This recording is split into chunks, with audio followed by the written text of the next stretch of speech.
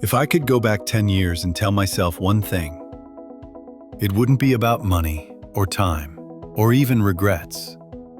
It would be about my health. Because once that starts slipping, everything else becomes harder. And honestly, I didn't realize how fast that change could happen.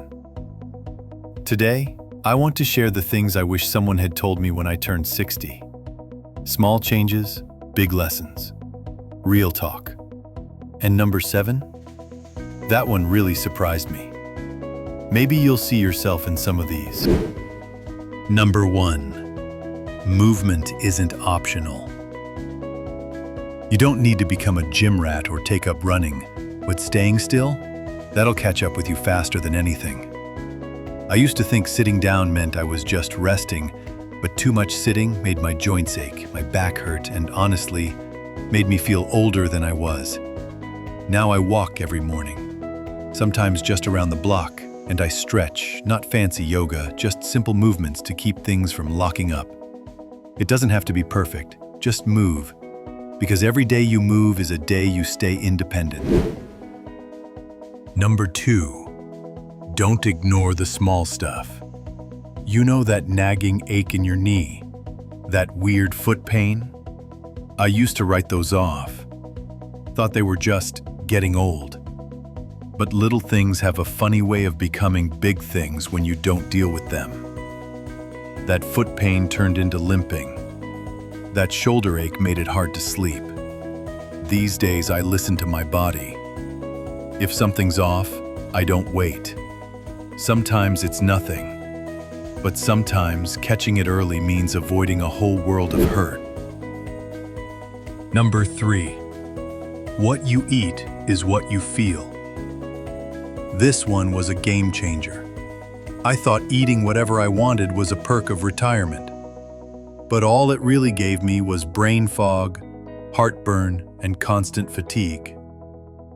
When I started cutting back on sugar and processed snacks, I felt the difference fast. More energy, less bloat. Even my sleep improved. I didn't go on a diet, I just got more intentional. More veggies, more water, less junk, and the weirdest part, I actually started enjoying my food more. Number 4. Sleep deserves more respect. I used to think 5 or 6 hours was enough, but over time, it caught up with me. Waking up groggy, falling asleep in the middle of the day, even forgetting little things I used to remember with no effort. Turns out, sleep isn't a luxury, it's a requirement. Now, I treat it like a ritual. Cool room, no screens before bed, and when I sleep well, everything else feels easy. Number 5. You can't do it alone. This was the hardest lesson. For a long time, I pulled away from people, didn't want to be a burden, didn't want to complain. But isolation doesn't protect you. It just makes things heavier. A phone call, a short walk with a friend, even chatting with the neighbor about the weather, it all matters more than I thought. Staying connected helps you stay grounded. And when life gets hard, because sometimes it does, having someone to talk to makes all the difference. Number 6. It's not too late. I used to say, well, I didn't do this when I was younger, so it's probably too late now. That mindset held me back. But I started walking regularly in my late 60s. I cleaned up my eating in my 70s. I reconnected with old friends after years of silence. And you know what? Every one of those changes made a difference. Small steps still move you forward, no matter when you start.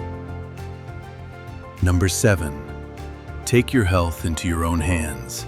This one caught me off guard. For most of my life, I figured, if something's wrong, my doctor will tell me. So I stayed quiet, didn't ask questions, didn't follow up. But here's the truth. No one is watching your health more closely than you.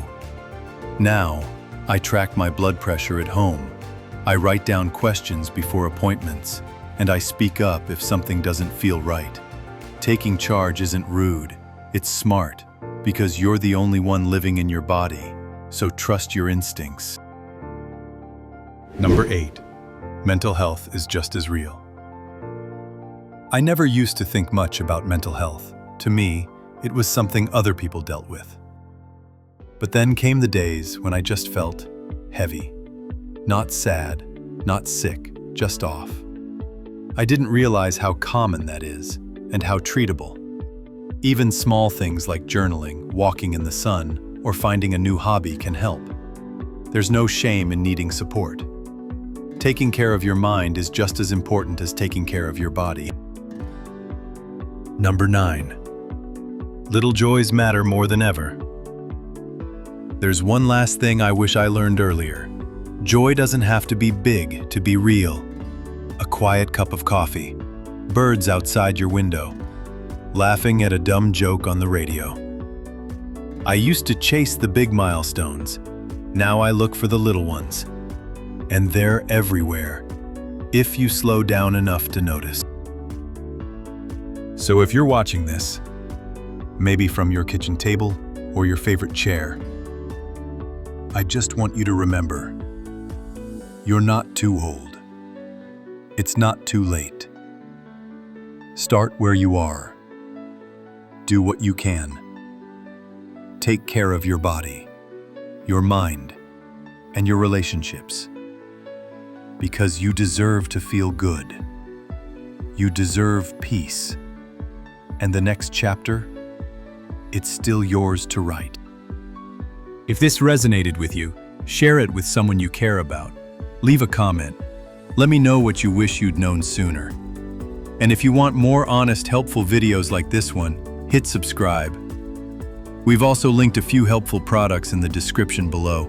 Things that have made life easier for me or someone I know. Take a look and take care. We're just getting started,